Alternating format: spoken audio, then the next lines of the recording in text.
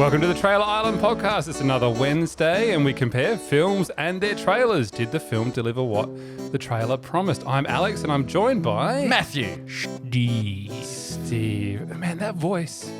Have you been doing lessons? That's golden. No, I've been smoking more. Yes. Remember, kids, drink responsibly. We don't promote any sort of smoking or anything. We've not been sponsored by any product. I think everyone knows that I'm not a role model. You're as far from role models as they come, Steve. But I think this week, maybe some people look up to this character. Would we say that? Yeah, and I think that's cause for a lot of debate as to whether or not that's the correct I thought you were about to say concern. Are we concerned that people might look up to this character? When you look at that Anonymous, that organisation that latched onto the use of the mask, I think I'm concerned about that. Oh yeah, I forgot about that bit. Yeah, but that's a bit of a massive clue as to what we're doing this week. That's right. That's right. I was going to say, was it Steve or Matt? Which one of you has the mask at home? Has one of you got one of these masks? I have a mask at home. Okay, it's just not this particular. No. Okay. I have always wanted one, but at the same time, I feel like there's a bit of context and baggage that comes with this costume now. I think it's seen not so much in the light as what it is in the movie, but also some other things, and that's a bit of a shame. I think a lot of other people might have ruined the joy that you would get from wearing this mask. That's correct. I wouldn't go to Comic-Con or anything like that dressed as this character. That would be cause for concern. Yeah, well, seeing as you're so excited about it, Matthew, would you like to introduce this week's film? Absolutely. We are talking about V for Vendetta. Do you know why you're here, Evie Hammond? You're being formally charged with treason, terrorism, and sedition, the penalty for which is death by firing squad. You have one chance, and only one chance, to save your life. You must tell us the identity or whereabouts of Codename V. Do you understand what I'm telling you? Yes. Are you ready to cooperate? No.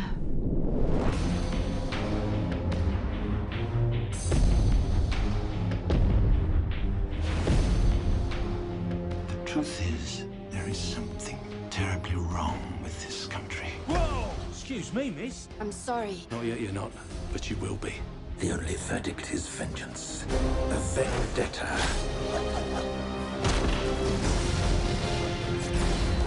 If our own government was responsible for the deaths of 100,000 people, would you really want to know?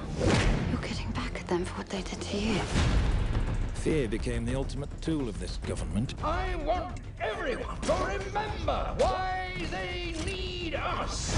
I wish I wasn't afraid all the time. People should not be afraid of their government. Government should be afraid of their people. This is exactly what he wants.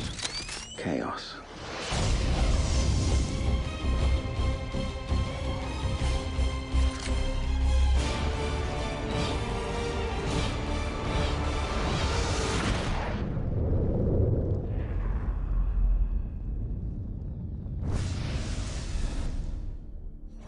So that's the trailer on the DC YouTube. Yeah. Yes? I'm fairly sure that's the original trailer, and I don't think it is, Matt. You don't think so? That's using music from The Dark Knight. It is using music from from Batman Begins, actually. Oh, okay. No, that makes okay. But you are correct in that's weird. It is, and this is going to make for some good discussion, I think, because I think all three of us more or less like this movie. Did I play the wrong trailer? No, right I trailer. Got it, yeah. That is a very odd trailer. Firstly, for a number of reasons that I think we should discuss. Firstly, its use of music. That is the Batman score from a very high-profile Batman film that came out the year before. That's Molossus. It is, yes, from Batman Begins by Hans Zimmer, which is a weird thing to do. Well, especially when that soundtrack is so well known, is to put it over a different movie that's not related in any way to Batman. You're giving me the stress. I'm going through the YouTube page right now. I'm thinking, did I get the wrong? But it's all DC stuff on this page. Surely not a fan page would go to this amount of effort to. No, that is the actual trailer. This is what happens when you don't have fan oversight. This is what happens when you don't have a rabble of people on the internet to police these sort of things. You get this mid-noughties rubbish. This rabble, this trollop. This anarchy. It's anarchy. Yeah. Exactly right. But I think aesthetically that music is, especially because this film which we should get into the premise of, but it makes such a huge use of the 1812 overture, which they would have known that was going to be in the movie. I thought that was in the trailer. I've got a memory of it. Well, maybe I just remember it so significantly from the film. I think you do, yeah. They use it about 3 or so times in the movie. So why not use it in the trailer? Like, it's such a signature for this film, is that piece of music. If we have the wrong trailer, please, audience, send us through the right trailer. I know. I'm looking. I'm currently playing one on mute in the background here, and it's the same. It's the same trailer. So, I mean, because that trailer had from the creators of the Matrix people and stuff. Yeah. So, I must say that that's a pretty messy. It's a product of its time, isn't it? That trailer. That's But this is the biggest issue: is that this film, based on the comic by Alan Moore, is, I think, by all accounts, not an action film. It's just off the bat not an action movie. There is action in it, but it's not really like a Michael Bay or superhero film, for want of a better phrase. It's definitely a drama. It's definitely more of a thought-provoking drama. And that trailer just sells action. And it's got flashing lights and explosions and everything. And I think that it's one of the reasons why I really wanted to do this film, is because this movie, when it came out, received not mixed reviews, but I think people were unsure of what it was.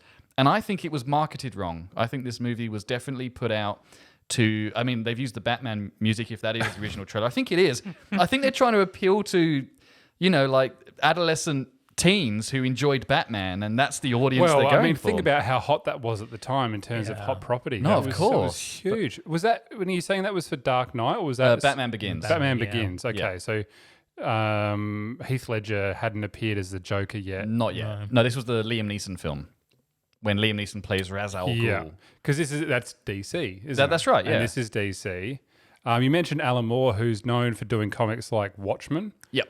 What else has he done? He's also known for hating any movie adaptation. Oh, of anything really? he's Well, done. a lot of his stuff has been adapted then, hasn't it? Like, he did Batman, The Killing Joke, a bunch of Superman stuff, a lot of DC stuff. So, I mean... He's a crotchety old man. He reminds me a lot of Stephen King and how much he hated the film version of The Shining. I mean, just because it's different doesn't mean it's necessarily worse. I mean, we all know The Shining, the movie, very different to the book, but it's a great film. It's just adaptation. Yeah, well, his adaptations to screen, I think, have been done really well. I think of The Watchmen, and I read that comic novel after I saw the film, and I was like, it feels like I'm watching the movie. Because the adaptation was so straight on. I never read the comic for V for Vendetta. I've read a bit of it, but Okay. I'm obviously not a huge comic person. So I think that I have an edition back. Well, it would have been not very long after this movie came out that came with an excerpt of the comic. Yeah, and I'm sure I've got that kicking around at home somewhere. But I've never read the full thing. Now, we're talking about it being a product of the mid-noughties, which makes 2006, I believe it is. Yeah, we think so, yeah. I think that qualifies for a casual mention from our captain. Captain, could you just bring in the tug with the film, please? Thank you, mate. It's a time tug. Yep. I don't remember September. Thanks, Captain. I'm worried about him. Fail. Now, just in case you are wondering what that was all about, when we have a film that's a few years old and when it qualifies, we need the time tug. The time tug is a magical tugboat, and it brings back films from the past. We tug. We definitely tug. So, thank you, Captain. And there's of course, the captain of the boat. He only says a couple of things every time he pops I am in. worried about him. He's degrading, I think. Yes. Can you degrade a lost soul any more than you can? I think we're going to find out in about 6 months or so. He's a man of the sea. He when he's on land, he just can't find his footing. Oh, yeah. I'm just worried about when he turns into Davy Jones. And he's going to get all tentacly. Yeah. Anyway, he does fear out of death. That leaves you only 99 more to go. Steve, you're not allowed to do voices on this podcast, remember? Oh, sorry, my bad. So stop. Apologies. We did that once because since then we've banned you from doing voices. So you never actually do voices on this podcast. So I mean, I keep on getting sued. Yeah. It's just like all those deep fake videos. Anyway, let's get back to the movie. So yeah, based on the comic, this is definitely a very It's dark. This is a dark story.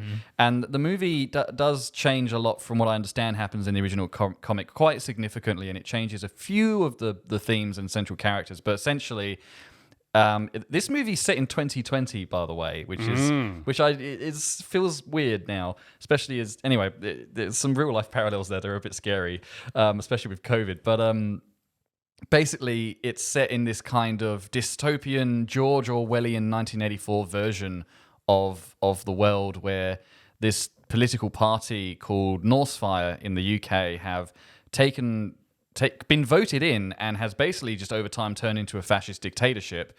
And the world is really in disarray, I think. And people, there are curfews. It's anything that comes to mind when it comes to sort of George Orwell's 1984 with Big Brother and that kind of thing. I feel like there's through lines very clearly from that book right through to this film. Was this comic written before George Orwell? I know. Yeah, it would have been. Yeah, I think. When was 1984 written? I can't even think of it. It was 1947, I think. Okay, so obviously this came before that influence came before the comic. That's right. Because it's got to take some very heavy notes from that novel. I mean, surely. even just having there's a bit where they're all sort of in. You saw the inner workings of this fascist government that's taken control over the UK, and you see you've got different departments for each kind of thing. You know, you've got departments for I forget what they're called, but like departments for media and departments for law enforcement. That's very similar to the different departments that are present in 1984. You know, they all have departments of information or, you know, all that kind of stuff. Yeah. So it's very, and again, everyone's being watched by cameras. Everyone's being monitored with CCTV in your homes. You're being spied on by at least 2 government agents at all times. And, you know, God forbid you say anything against the High Chancellor Sutler, because you will be black bagged by Mr. Creedy, the law enforcer, and you'll never be seen again. This is very much a kind of, well, yeah, it is. It's a very Nazi Germany kind of situation that they're in, and that's very much what the movie is trying to replicate. Funnily enough, the comic was written as a response to Margaret Thatcher in the 1980s in the UK. This film they've had to update because obviously that was probably 20 years prior to this film being made. So this one they've taken more of a, definitely leaning more into the terrorist vibe, obviously post 9/11, what was happening in America at the time. So it's definitely got more of a sort of terrorist vibe. They've added a few other layers to this. Now, our titular character, V. Well, is he the main character? Oh, I guess you've got Natalie. He is the titular character. Yes, he's V, but I mean, I feel like Natalie Portman is the main character. She wasn't. Well, she was in the middle of Star Wars at that moment, wasn't she? She was, yeah. I think so. The director of this, James McTeague, was assistant director on Attack of the Clones, which is how he met her, and that's how he gave her the part in this. Right. Yeah. Okay. So she is, I guess, the main character. She's not the titular character, but she's the main character and her journey. And that, I remember seeing this for the first time, and how that marketing portrayed it about this guy in a mask. Yeah. Who is our favourite Australian actor. Hugo Weaving. He's really good in this. And it's been apparently proven it's him behind the mask the entire time. Because I remember that being a big thing. Is it actually him? There is one scene, and this is a fact because I forget the actor's name. They did actually have a different actor in the role first and shot the scene very at the beginning of the film, actually, where V encounters Evie in an alleyway. That is not Hugo Weaving for that one scene. Okay. And then they recast him, realizing that I guess they just, from The Matrix, how could you overlook Hugo Weaving? He's got such a presence.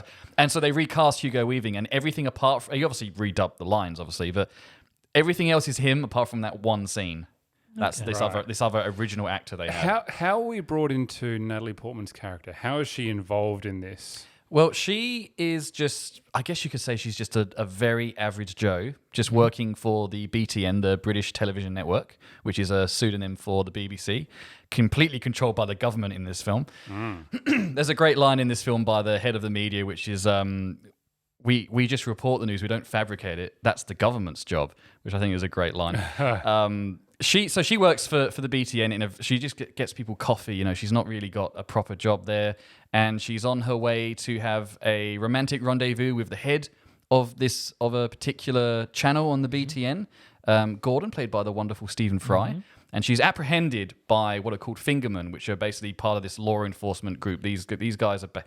I don't want to use the phrase Gestapo. I don't want to keep going back to Nazi Germany, but it's so obvious in terms of the aesthetic of it all. The aesthetic, it's very kind of leaning into that kind of thing, and they basically try and waylay her, which is when V, our vigilante, steps in and saves her. And pretty much from then on, she just can't get away from this guy, even just by bad luck. She becomes entwined in this guy's, I suppose, quest for what he would call justice. I don't think we've ever had such a cohesive and thorough plot explained by Matt. I think you might like this film. I should point out, of all the films that I always profess to be my favorite film, this is like top 5 for me. I really like. You don't say. I really like this movie. So their paths are entwined. That's right. She is this unfortunate soul that's been struck by all things problematic from the government. That's correct. And this V character is just hanging around being a vigilante and stuff. How he's quite proficient at martial arts and throwing knives. His story is terrifically well told in this film. My understanding is in the comic he doesn't have a backstory. I've not read the comic. I know. I don't know. Yeah, I keep looking at you to try and back me up. Is it because Steve looks like a guy you'd find in a comic store? Well, I know he's read Watchmen, and I know you've read Watchmen as well. So I thought maybe, but in this film they've given him a backstory, and I just love the kind of just drip of information you get as the film goes along, and you put together the fact that he's been. Well, it's actually a very dark movie. I almost hesitate to say exactly what's been going on in his backstory because it is very dark. Basically medical experiments the government have been doing on him and to make biological weapons. And he escapes and decides that what the government is doing is wrong and takes matters into his own hands. He basically becomes Batman. That's essentially what it is. I mean, I always got the feeling that they sort of try and sow a little bit of like misinformation into this film as well. Sure. In that there's probably like 5 minutes of that where you're sort of maybe guessing that Evie might be V as well. Yeah, that's true. You're right. and then we bring it back to what we talk about, the trailer. The trailer gives this idea of this action-packed film. And from what Matt has just explained and what we know about the film is that it just doesn't do that. It is quite a dark and heavy film. Yeah. I would suggest there are probably, in the sense of calling something like a proper action scene, there are probably 2. That's probably it. The rest of it, like again, there are some kerfuffles and stuff, but nothing that I would call a set piece or an action sequence, something like that. You mentioned about him becoming Batman, but the other side of that, he's a bit Jokerish as well, isn't he? Yes, and that, I think you as an audience member, again, when we're presented with the form of British government that we have in this movie, the film is pretty clear that these are bad people who are taking advantage of the populace, and there's no more democracy, basically. It's a dictatorship. But having said that, you're still always questioning, at least for a large portion of this movie, whether or not V is either the good guy trying to bring down the system from within, or is he just actually a terrorist? There's a very deliberate line in this. Remembering this film came out a few years after 9/11, there's a line where he's explaining to Evie his big plan is to blow up the British Houses of Parliament as a big symbol that the government is a fraud. And there's this, and Evie turns to him and goes, "Do you really think that blowing up that building will make a difference?" And he goes, with enough people behind it, blowing up a building can change the world," which is a very on the nose reference to 9/11. But that makes him the terrorist from 9/11. And you suddenly go, okay, well, I'm not on side with him. And then the film, there's a bit of a flip that keeps happening throughout the movie, which is kind of cool. Yeah, I like that, the kind of ambiguity. That sort of ambiguity is probably the best part of that first half of that film. Yeah. Because that ambiguity sort of goes out the window when V and Evie sort of get together in a more proper sense. Yeah. And you start exploring some of not only V's background, but of a couple of other characters' backgrounds as well. Yeah. Do we feel that she's psychologically forced into the situation? Does she start to, in some sort of reasonable way, go, "Oh, hang on, no, we are being screwed over"? The first time that she actually agrees to help him in any significant sense, which is getting him close to this Bishop character, she's only doing that so that she can then try and escape. Because basically, she gets involved with V, and he realizes, I can't let her out because she might tell the authorities where I'm hiding. So he keeps her captive for a while, and she pretends to help him to try and escape. So I think that's halfway through the movie, and at that point, she's still not working with him. And it's not until this huge kind of epiphany that she has towards the end of the movie because of... And if people haven't seen this film, I won't ruin what it is, but there's this really wonderful, probably 20-minute montage of her experiencing, shall we say, a backstory of a character. That's the best part of the film. And it's terrific. Yeah. And that's what makes her a true believer, is this idea of, no, what's happening to this country is incorrect and V's on the right side kind of thing. Yeah, it's the film's surprisingly subtle for a guy that runs around in a mask. You know, it's quite good for that. Yeah. Do we know why he wears that particular mask? Yes, it's a Guy Fawkes mask. It's a Guy Fawkes mask. Yeah, so Guy Fawkes obviously famously tried to blow up the Houses of Parliament on the 5th of November. And which is why in the UK there's a day called Fireworks Day, which is the 5th of November, where everyone lets off fireworks. Australia used to have that. Did they really? Yeah. Oh, okay. But I would have then thought it would have just been in the UK. Well, think about when it is November. That's right around when it's nice and toasty in Australia. And stuff catches on fire. Stuff does catch on fire. Really easily. I have fond memories of as a kid being able to just go and buy fireworks and set them off. And you can't do that anymore. And it makes me sad. You can, however, blow up the Houses of Parliament if you don't get caught. Can I still buy sparklers? Yeah, you can buy sparklers, I think. Did you used to ever make sparklers like where you peel them all apart and you stick them in an alfoil thing and you've got like a whole sack of them? A sparkler bomb. A sparkler bomb. You're talking about bomb. You're talking about it, yeah. Well, I tried to not use the word bomb. The And then you explosive stick the device. big sparkler through the thing and then you set it off and you... Oh, and it's you, a timed explosive. Oh, you've never done that? I've been told about it. Then you stick the other sparkler through and it just goes... So that's essentially what the film does, is it presents you with... Well, basically that's what Evie does, is she is you, the audience member, not quite sure what side to be on. And I think the film, which is probably about 2 hours, 10 minutes, something like that, it's not an overly long film, does a really nice job of going through these nice waves of you feeling like he's the hero you need, and then other things going like, what are you doing? Like, this is all going to end horribly for everyone. This is a high production film too. It is. Like this is... I feel like in some aspects it has disappeared into obscurity more than other films of that era. And that's what annoys me. I mentioned earlier about Anonymous, that organization, how they've taken the Guy Fawkes mask, specifically the one from this movie. It's exactly the same. And I think that mask is now more well known for that internet presence by whoever they are, as opposed to this movie, which I think is actually a real shame, because this movie is much more effective at doing anything in terms of, questioning governments than Anonymous have been, I would suggest. I think one of the better parts of this film, and it's an odd sort of character to really, really be interested in it, but it's the inspector character. Yes, which is Stephen Ray. Stephen Ray, I think, he's great in this. He doesn't do a lot of detective work. It's him in his office most of the time, sort of mulling over the events of V and just what he's doing. Yeah. He does go out a little bit and sort of investigate some things, but for me, part of this film is him trying to piece together what a bad government he is a part of. There's that wonderful moment where the whole like first half of the movie is going, no, V is the terrorist. You can tell he's got a few reservations with talking to Adam Sutler, the Chancellor, but he's just getting along with it. It's just his job. Yeah. And there's that great moment where he suddenly goes like, oh my God, what if the government are the bad guys? Yeah. And it's just played so beautifully, and it changes the movie. Yeah.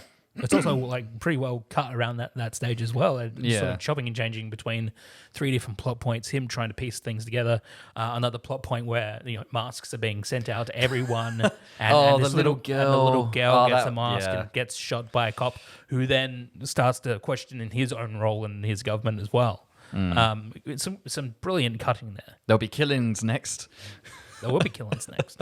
This is don't make no mistake. This is a bloody movie. Yeah, there is gore in this film, but I think it's done in a way that's not meant to be not in a Tarantino way, but also not in a Ridley Scott way. It's just done, I think, for realism. I disagree with that. I think a lot of that is sort of there is a scene toward the end of the film where V is really getting into his vendetta. Oh yeah, and some of those blood splatters are just a little too gratuitous for the movie. There is some slow motion blood. Yeah, no, that's a fair point. Okay, I also don't think this is a good film where the CGI has aged well. Unfortunately not, and I'm very relieved that the sequence at the end is done as a miniature and not a CGI, because that's therefore aged a little bit better. But some of the CG. Look, this movie came out in 2006. It is actually quite an old film now, but I hate to admit that. So Revenge of the Sith came out in 2005. It's okay. Is this film sort of? Is it a British film? It's I think British/German production. They shot a lot of this in Germany. Okay, so I mean, That's is on the this nose as well, isn't it? It is a bit, yeah. we are well versed in this. The flashback to the rally where Chancellor Sutler's not been elected yet, but he's getting his supporters. They shot that in Berlin. Ugh. I can't imagine were that they just trying to annoy people? It Or? must have been. I'm not surprised this film did ruffle some feathers when it came out. No, the reason I ask is that it's a British film the Brits do depression really well. Is it a good British depressionism example of bleakness? I think so. And again, coming back to that thing that the comic was originally written as a reaction to Thatcher and what she was doing in the 80s. I think it's just in its DNA. It's got this British thing, and obviously 1984 set in the UK as well. That's also a British book. I think it's just part of its. Yeah, it's funny because I can't see anyone playing that Chancellor character other than John Hurt, because he's so good in that role. How good is he in it? Yeah. Like, he's scarily good. It genuinely makes you think for fear for yourself. Yeah. That this is a reality that could happen. And we've had a taste of that in the not to the extent. I'm not saying. Not police state, no. I'm not saying we're living under a police state or the world is living under a police state that we know of. But, we got put into lockdown. There were curfews. Yeah. We were asked to wear masks, not Guy Fawkes masks, but, we had to wear masks. And people in power were able to change our lives significantly. I don't see a sense of anyone impending to, go full Houses of Parliament on anyone. But no one convincing anyway. No, I have been listening to the 1812 Overture a lot recently. Yeah. Your poor cat. Yes, she's fine. She's on board. Well, no one's seen Hugo Weaving in a while as well, so, Well, he's probably still busy trying to make the Mortal Engines sequel happen, isn't he? Aren't you so glad you asked? Yeah. Sorry, that was a low blow. Another Wachowski link right there as well, isn't it? Yeah. Well, they weren't involved in Mortal Engines. That was Peter Jackson. Oh, okay, right. Never mind. Yeah. Anyway, they didn't actually direct this film. They just wrote it. They just wrote it. Yeah. But you can see. Produce as well. They would have. I'm sure they produced it. is this the Wachowski twins? Yes.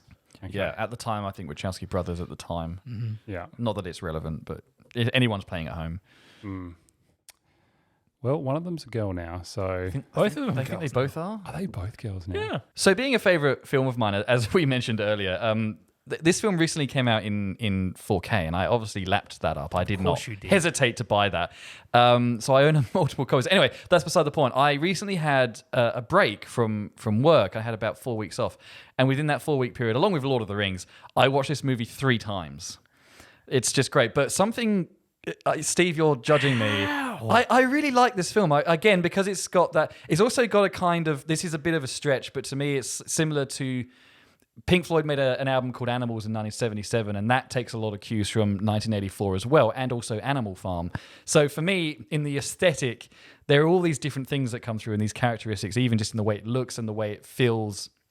To me, is very similar. There's a through line between multiple things like 1984, Animal Farm, Animals, the album, and all these other different things that I just... It's so rich. It's such a rich canvas, this movie. I don't know if that was intentional. I think there's a shot of Battersea Power Station in this movie at some point. What I'm getting here is Matt's a big fan of fascism.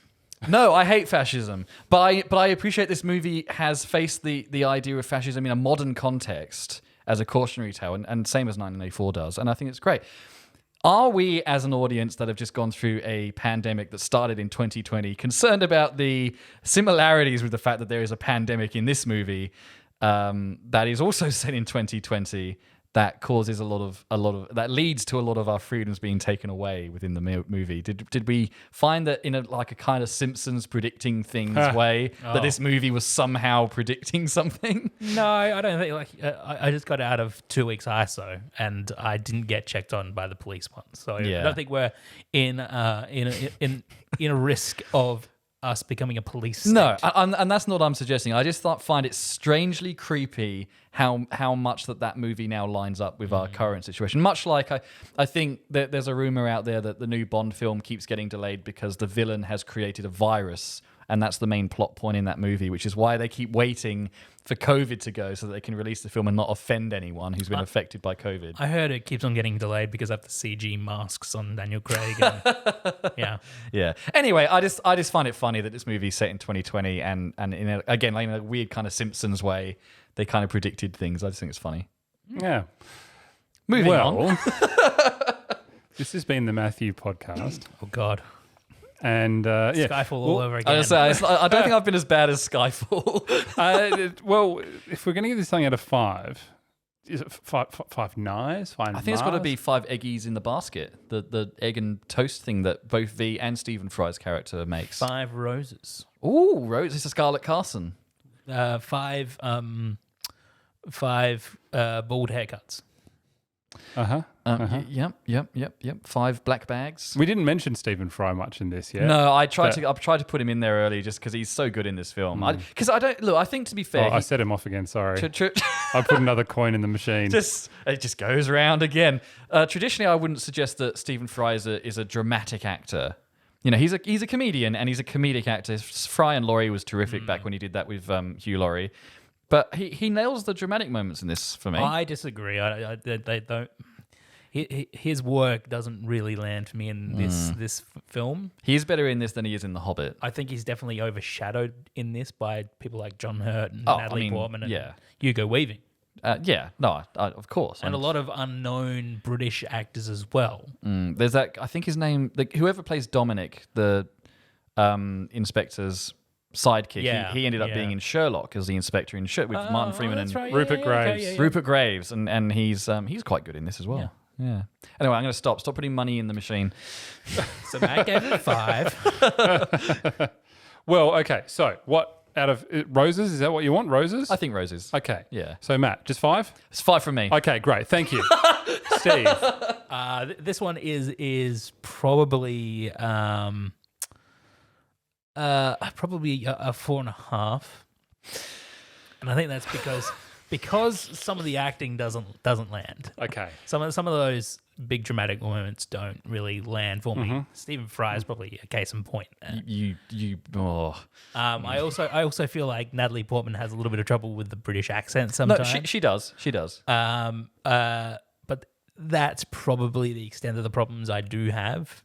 I don't know how people sort of gave it a mixed review when it first came out, because it's a very, very good film.